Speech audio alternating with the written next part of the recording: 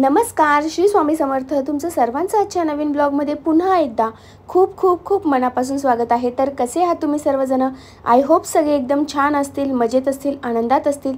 तर आमच्या अंगणामध्ये जी झाडं आहेत त्याला इतकी सुंदर सुंदर फुलं आलेली आहेत ना की ते बघून सकाळी एकदम मन एकदम फ्रेश होऊन जातं.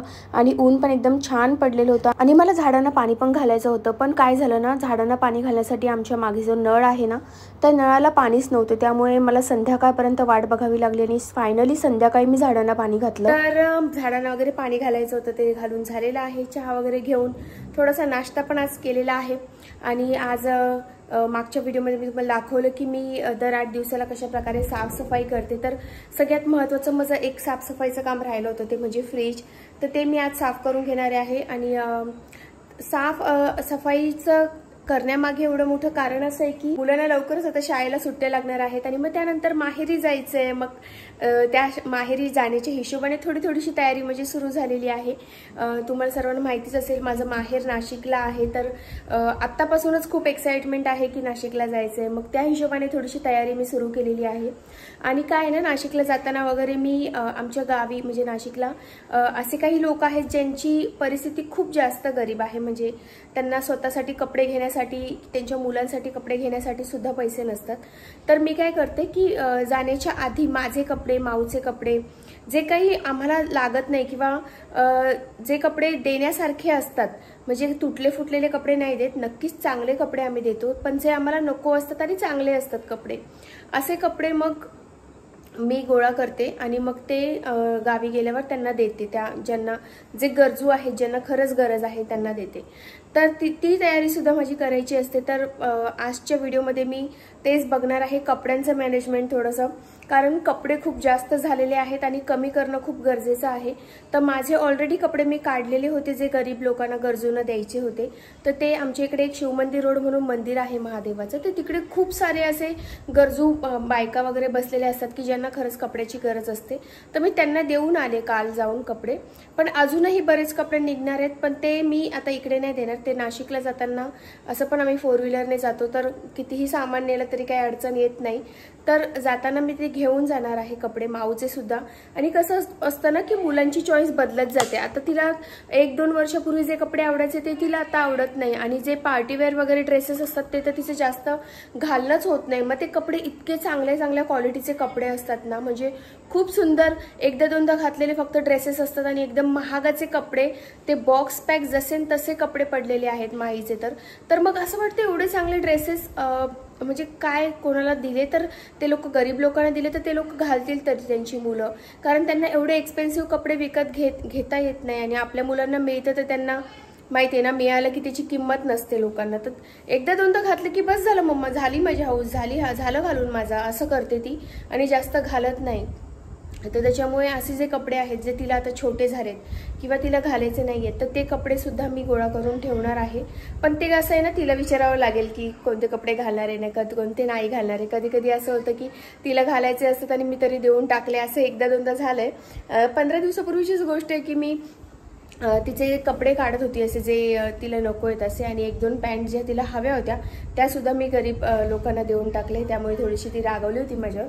तर ह्यावेळेस तिला विचारूनच कपडे काढणार आहेत तिचे देण्यासाठी. आणि दुसरी गोष्ट म्हणजे माझ्याकडे पण भरपूर साड्या झाल्या आहेत, ज्या साड्या मी आता हल्ली घालत नाहीये आणि बऱ्याच वेळा घालून झालेल्या आहेत. तर अशा काही साड्या आहेत ज्या पण मला म्हणजे मी खाली करणार आहे माझं वॉर्डरोब. इन शॉर्ट तुम्हाला सांगते की त्या साड्यासुद्धा मी काढणार आहे ज्या मी घालत नाही आहे, तर त्यासुद्धा मला द्यायच्या आहेत. असे कपडे सगळे मी वॉर्डरोबमधून आउट करणार आहे. आणि थोडंसं वॉर्डरोब माझं मोकळं होईल अशी मला अपेक्षा वाटते. म्हणजे कमी पसारा असला ना की तो पसारा म्हणजे आपल्याला पण आवरायला इंटरेस्ट वाटतो. खूप जास्त पसारा झाला की मग खूप जास्त कामं वाढून जातात. त्यामुळे मी ठरवलंय कमी कपडे ठेवायचे. आणि जरी नवीन कपडे घेतले तर जुने काढत राहायचे, नाही तर नवीन आपण घेत जातो आणि जुने पण पाईलअप करत जातो, मग त्याच्यामुळे खूप जास्त पसारा वाढतो. तर मला असं वाटतं की जुने कपडे पण पटापट देऊन टाकावे जे नाही घालत ते. कारण कसं असतं ना, ह्या जास्त गजगजीमुळे किंवा पसाऱ्यामुळे घरामध्ये खूप निगेटिव्हिटी येते आणि चांगलं नसतं ते घरासाठी. तर म्हणून मोकळं करत राहावं कपाट, घरातला पसारा कमी करत राहावा असं मला वाटतं. चला तर मग व्हिडिओला सुरुवात करते. आज म्हटलं फ्रीज साफ करून घ्यावा, कारण बरेच दिवस झाले मी फ्रीज साफ केला नव्हता. फ्रीजची डीप क्लिनिंग जी आहे ती मी दर महिन्याला करत असते, पण वरचेवर जे आपण हात फिरवतो ना, तसं फक्त हात फिरवून घेणार होते. कारण कधी कधी असं आपण दूध वगैरे ठेवतो किंवा भाज्यांचे उरलेल्या भाज्यांचे किंवा डाळीचे टोप वगैरे आपण ठेवतो, तर कधी कधी काय होतं ना, फ्रीजचे जे सरफेस असतात तिथे थोड्याफार प्रमाणामध्ये डाग वगैरे पडलेले असतात आणि ते कडक झालेले असतात. तर जेव्हा आपण असं वरचेवर सफाई करत असतो, म्हणजे खूप डीप क्लिनिंग नाही म्हणत आहे मी, पण एक हात फिरून घ्यायचा फक्त वरचेवर दर 8 दिवसाला वगैरे, एवढं काम माझं नक्की ठरलेलं असतं. माझं वीकेंड वर्कमध्ये हे सुद्धा एक काम असतं. मी मागच्या व्हिडिओमध्ये टाकणार होती हा व्हिडिओसुद्धा, पण व्हिडिओ खूप लॉंग झाला असता, त्यामुळे मग मी ह्या व्हिडिओमध्ये हे कंटिन्यू करत आहे. तर बघा, नॉर्मली फक्त क्लिनिंग केलेली आहे तरीसुद्धा किती फरक पडतो जेव्हा आपण अशा प्रकारे हात फिरवतो. आज मी स्वयंपाक वगैरे दोन्ही वेळेचा सकाळीच करून घेतला होता, कारण संध्याकाळचा वेळ मला स्वतःसाठी थोडासा द्यायचा होता. म्हणजे मला कपाट माझं क्लीन करायचं होतं. फक्त माझे कप्पे ज्यामध्ये माझ्या साड्या वगैरे आहेत तेच कप्पा मला आवरायचा होता, कारण मला बऱ्याच अशा साड्या आहेत ज्या मी यूज करत नाही. त्या साड्या मला देऊन टाकायच्या होत्या, ज्या गरजू लोक आहेत त्यांना द्यायच्या आहेत. तर त्यामुळे आधी बघावं लागेल ना की कोणत्या साड्या देण्याजोग्या आहेत किंवा नाही. आपण बायका अशा असतो ना, आपल्याला खूप जास्त साड्या आवडतात. साड्या किंवा कपडे असू देत कोणतेही, आपल्याला खूप जास्त हाऊस असते की आपण नवीन नवीन ट्रेंडिंग साड्या, नवीन नवीन ट्रेंडिंग कपडे घेत असतो. पण काय होतं ना, नवीन नवीन घेत जातो पण जुने कपडे तसेच घरामध्ये पडून राहतात आणि मग जास्त पसारा होऊन जातो. तर हा पसारा काढणं महत्त्वाचं असतं. साड्या आणि ब्लाउजेस जे मी आता यूज करत नाही आहे, आणि एवढ्या साड्या आहेत ज्या मी देण्यासाठी काढल्यात, म्हणजे ज्यांना गरज आहे कपड्यांची त्यांना देणार आहे. कारण माझं बऱ्याच वेळा ह्या सगळ्या साड्या घालून झालेल्या आहेत बऱ्याच वेळा, आणि साड्या पण चांगल्या आहेत बऱ्याच वेळा. म्हणजे आपण घालतोच किती वेळा साड्या, शक्यतो एवढं घालण्याची वेळच येत नाही, सणासुदीला घालतो तेवढंच. तर ह्या साड्या आता मी बाजूला काढल्या आहेत, आणि अजून इथे एक बॉक्स आहे, यामध्ये सुद्धा आता चेक करते की काही देण्यासारख्या आहेत का. आणि ह्या बॉक्समध्ये फक्त ब्लाउजेस आहेत, तर हे बघून झालेलं आहे, चेक करून झालेलं आहे. आणि ह्या साड्या आहेत ह्या इस्त्रीला द्यायच्या आहेत, तर बघते अजून कोणकोणत्या साड्या देण्यासारख्या आहेत, चेक करते अजून. हे बघा, ह्या आहेत माझ्या ज्या काठपदरी साड्या ज्या आपण बोलतो ना, त्या ह्या माझ्याकडे आहेत. आणि ज्या एकदम असं मला कशा साड्या आवडतात माहिती का, एकदम कम्फर्टेबली आणि इझिली वेअर करता येईल अशा, चापून चुपून बसतील अशा साड्या मला खूप आवडतात. तर ही एक जी साडी आहे ना, ही खूप सुंदर साडी आहे, आणि ही बँगलोरवरून घेतली होती मी. तर खूप सुंदर अशी चापून चुपून बसते ही साडी. याचं सूत पण एकदम छान आहे, सॉफ्ट आहे एकदम. तर ही जी साडी आहे ना, मला नाही वाटत की मी लवकर ही साडी कुणाला देईल, कारण खूप इझी टू वेअर आहे आणि पटकन घालता येते ही साडी. त्याच्यानंतर ही आहे दुसरी साडी, ही मी येवल्याला घेतली होती. तर ही सुद्धा खूप सुंदर इझिली वेअर करता येते आणि खूप छान बसते. याची शाईन पण खूप छान आहे बॉर्डरला. तर ही पण साडी चांगली आहे, त्यामुळे ही पण नाही देणार आहे. नंतर ही ब्लाऊज याची शिवायची. ही एक या साडीला काय बोलतात, या साडीला नारायणपेठ ही साडी आहे. ॲक्च्युली खूप जुनी आहे, आणि ही साडी माझ्या बहिणीने मला दिली होती. ह्याचं ॲक्च्युली ब्लाऊज थोडंसं डल झालेलं आहे. बघा, ब्लाऊज एवढं खास नाही वाटत आहे, पण साडीला अजून भरपूर शाईन आहे. आणि हे कलर कॉम्बिनेशन मला खूप आवडतं, त्यामुळे ही साडीसुद्धा मी ठेवलेली आहे. विचार करते ही पण प्रेसला देऊ की काय, थोडीशी वाकडी तिकडे झाली आहे.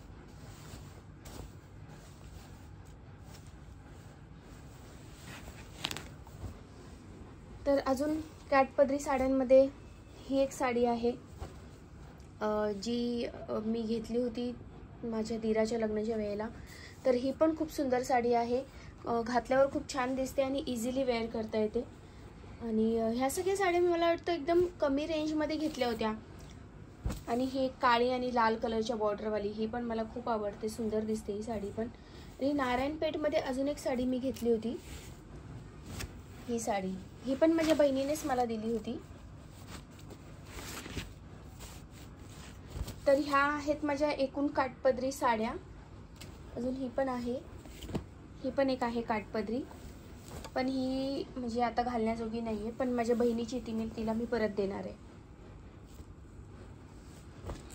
तर अशा प्रकारे एवढ्या माझ्याकडे काठपदरी साड्या. आणि हा अजून ही एक साडी आहे, ही पण केरलाला घेतली होती. केरला साडी बोलतात ना, ती साडी आहे ही. तर खूप सुंदर दिसते ही पण साडी घातल्यानंतर. ह्याच्यावर ब्लाऊज पण मी शिवला होता तेव्हा, आणि एकदम सुंदर दिसते घातल्यावर ही साडी. आणि केरला साडी मला पाहिजेच होती, म्हणजे एकतरी केरला साडी असावी असं मला वाटत होतं. तर अशा प्रकारे माझ्याकडे एवढ्या साड्या आहेत टोटल काठपदरी. आता मी माझ्या वर्कच्या साड्या दाखवते तुम्हाला. ही साडी इतकी हेवी आहे ना की नेसता नेसता हालत बेकार होऊन जाते. आणि बघा ह्याची बॉर्डर तर खूप जाड आहे. म्हणजे अशी नेसायला पण सुरुवात केली ना की जेव्हा आपण असं पदर वगैरे घेतो ना तेव्हा इतकी म्हणजे पिनच इथे लावताच येत नाही, पिनच घुसत नाही, इतकी जाड साडी आहे. म्हणजे बॉर्डर एवढी जाड आहे. साडी ॲक्च्युली खूप सुंदर आहे, घातल्यावर खूप सुंदर दिसते, एकदम अशी रिच आणि पार्टीवेअर आहे याचा लुक. पण नेसायला खूप हालत बेकार होते. हा सिंगल पदर घेतला तर मग एखाद्या वेळेस पटकन म्हणजे असं लागून जातो. पण मला काय ना शक्यतो मी डबल पदर घेते ना, असा म्हणजे अशी घेते. तर अशी जेव्हा घ्यायची असते ना तेव्हा खूप हालत बेकार होऊन जाते. पण घातल्यावर एक नंबर दिसते ही साडी, खूप सुंदर दिसते. बघा आता पण अशी टाकली नुसती तरी किती छान वाटते ती साडी. तर आहे खूप सुंदर. पण हा जो बॉर्डर जी आहे ना त्याची खूप हेवी आहे आणि एवढी मोठी पिन लागते याला लावण्यासाठी. तर ही जी आहे ही वन ऑफ द माझी फेवरेट आहे. आणि याचा कलर आहे ना तो पण असा फिरता कलर आहे. म्हणजे पिंकमध्ये असा थोडासा गोल्डन येतो ना तसा त्या टाईपचा हा कलर आहे. तर खूप सुंदर दिसते ही साडी घातल्यावर. तर वर्कमध्ये ही एक आवडीची साडी आहे माझी. वर्कच्या साड्यांमध्ये ही एक वर्कची साडी आहे ना, ही ना खूप सिंपल आहे, खूप सिंपल साडी आहे. पण ह्याचा ना कपडा खूप छान आहे. आणि ह्याची बॉर्डर बघा एकदम सुंदर ह्याची अशी बॉर्डर आहे, हे बघा. आणि ह्याचा ब्लाऊज मेन पार्ट म्हणजे ह्याचा ब्लाऊज बेस्ट पार्ट इज बोलतात ना, बेस्ट पार्ट इज ब्लाऊज. इतकं सुंदर आहे ना ह्याचा ब्लाऊज, हे बघा खूप छान आहे. आणि घातल्यावर एवढी सुंदर दिसते ही साडी. ब्लाऊज असं हेवी आहे याचं आणि साडी एकदम सिंपल आहे, त्यामुळे ना घातल्यावर खूप सुंदर दिसते ही साडी. आणि शाईन पण खूप आहे याला. माझ्या लग्नातल्या आहेत पण त्या अजून पण माझ्या फेवरेट आहेत. त्यामध्ये हे बघा ही एक साडी आहे आणि ही एक साडी आहे. तर ही मी रिसेंटली घातली होती, ही अजून नाही घातली आहे. तर लग्नातले आहेत ना त्यामुळे मला थोडंसं द्यायची इच्छा नाही होते, पण माझा विचार चालू आहे की त्या पण देऊन टाकाव्या. त्यानंतर ही एक वर्कची साडी आहे पण जास्त हेवी नाही आहे, ही पण अशी हलकी फुलकीच आहे. ह्याची पण बॉर्डर खूप छान अशी नाजूक अशी बॉर्डर आहे याला. आणि घातल्यावर छान दिसते. ही पण एकदम इझी टू वेअर आहे ही पण साडी. आणि ही पण एक साडी आहे जी वर्कवाली आहे पण सिंपल वर्क आहे. हे पण काय बोलतात त्याला, थोडंसं ऑर्गेन्झा टाईपमध्ये ही साडी आहे. पण घातल्यावर खूप छान दिसते ही पण साडी. आणि याचा कलर बघा एकदम सुंदर आहे याचा. मला ह्याचा कलरच खूप आवडलेला आहे या साडीचा. तर खूप छान दिसते ही पण साडी, खूप मस्त आहे. तर ह्या एवढ्या साड्या माझ्याकडे वर्कच्या आहेत सध्या. अजून पण वर्कच्या साड्या आहेत पण त्या मी ना दुसऱ्या बॅगमध्ये पॅक करून ठेवल्यात. आता ती बॅग काढायची म्हटल्यावर पुन्हा पसारा होणार. तर मी सध्या ह्याच साड्या ज्या आहेत त्याच मी घालते आहे. कारण ज्या दुसऱ्या वर्कच्या साड्या आहेत त्या ट्रेंडिंग नाही आहेत, त्यांचा ट्रेंड गेलेला आहे. आणि तुम्हाला तर माहिती आहे ट्रेंडमध्ये राहायला पाहिजे आपण. तर हा एक ड्रेस आहे जो मी साडीचा शिवला होता, तो मी तुम्हाला दाखवू इच्छिते. हे बघा तो मला तुम्हाला दाखवायचा आहे. हे बघा हा इतका सुंदर ड्रेस आहे ना. ही माझी साडी होती आणि माझी मैत्रीण समीक्षा, मी तुम्हाला सांगितलं होतं की ती बुटीक आहे तिचा आणि ती साड्यांचे ड्रेस खूप सुंदर शिवते. तर तिने हा ड्रेस शिवला होता आणि हा घातल्यावर इतका सुंदर दिसतो. हा ड्रेस खूप सुंदर दिसतो. आणि म्हणजे कोणताही आपला असं ट्रॅडिशनल फंक्शन असेल, आता मागच्या गुढीपाडव्याला मी हा घातला होता, तर इतका सुंदर दिसतो हा घातल्यानंतर. हा ड्रेस साडीचा ड्रेस आहे आणि खूप सुंदर दिसतो हा ड्रेस. तर अजून पण मी साड्यांचे बरेच ड्रेस शिवले होते, तर त्यामध्ये अजून एक ड्रेस तुम्हाला दाखवते. हा जो ड्रेस आहे हा पण मी तिच्याकडूनच शिवला होता. हा पण ड्रेस खूप सुंदर आहे, फुल ट्रेडिशनल लुक आहे याचा पण आणि खूप असा घेरदार आहे. ह्याचे स्लीव्ज पण असं मी छान असे बलून स्लीव्ज ह्याचे शिवले होते. आणि कमरेला बेल्ट वगैरे जर लावला ना तर हा ड्रेस पण खूप छान दिसतो. तर घालेन एखाद दिवशी एखाद्या फंक्शनला वगैरे आणि तेव्हा तुम्हाला नक्की दाखवेल. हा ड्रेस खूप सुंदर दिसतो घातल्यावर. आणि अजून एक ड्रेस आहे, हा पण एक ड्रेस मी तिच्याकडूनच शिवला. हे सगळे ड्रेस मी तिच्याकडूनच शिवले होते. तर याला छान अशी इथे फ्रील आहे आणि त्यानंतर इथे खाली असा सुंदर घेर आहे. आणि माहिती नाही असं बीचवर वगैरे असं घालायला खूप छान आहे हा ड्रेस. छान असा बीचवर वगैरे आपण घालू शकतो किंवा कुठे हॉलिडेजला वगैरे समर सीझनला आपण जर कुठे बाहेर फिरायला वगैरे गेलो तर, म्हणजे गोव्या बिव्याला जरी गेलो तरी खूप छान आहे असं फिरायला जायला. ह्याचा पण खूप सुंदर असा घेर आहे. तर मला नको असलेल्या साड्या मी बाजूला काढून ठेवलेल्या आहेत आणि जे कपडे हवे आहेत ते असे व्यवस्थित पॅक करून कपाटामध्ये पुन्हा लावून दिलेले आहेत। तर माझा साड्यांचा जो कप्पा आहे तो आज आवरून झालेला आहे। कपाट वगैरे तर आवरून झालेला आहे आणि कपाट म्हणजे फक्त माझाच साड्यांचा कप्पा आवरून झालेला आहे, त्यालाच मला एवढा वेळ लागून गेला। अजून तर माऊचे कपडे वगैरे ते आवरायचं बाकी आहे, पण ठीक आहे चला, माझं पण साड्यांचा भरपूरच पसारा झालेला होता। मग त्यापैकी बऱ्यापैकी साड्या मी बाजूला काढलेल्या आहेत ज्या मला द्यायच्या आहेत आणि अजून 1-2 साड्या ज्या आहेत त्या पण मी विचार करते की देऊन टाकेन, कारण खूप जास्त पसारा होऊन जातो आणि नवीन वस्तू आपल्याला जेव्हा घ्यायचा विचार येतो तेव्हा असं वाटतं अरे आधीचंच आपण घालत नाही आहोत आणि अजून नवीन नवीन आपण बर्डन करत जातो। तर त्यापेक्षा असं वाटतं की जे आपण वापरतच नाही आहोत ते उगाच घरात जमा करत राहण्यापेक्षा मोकळं केलेलं बरं कपाट। तर बऱ्यापैकी कपाट मी आज केलंय मोकळं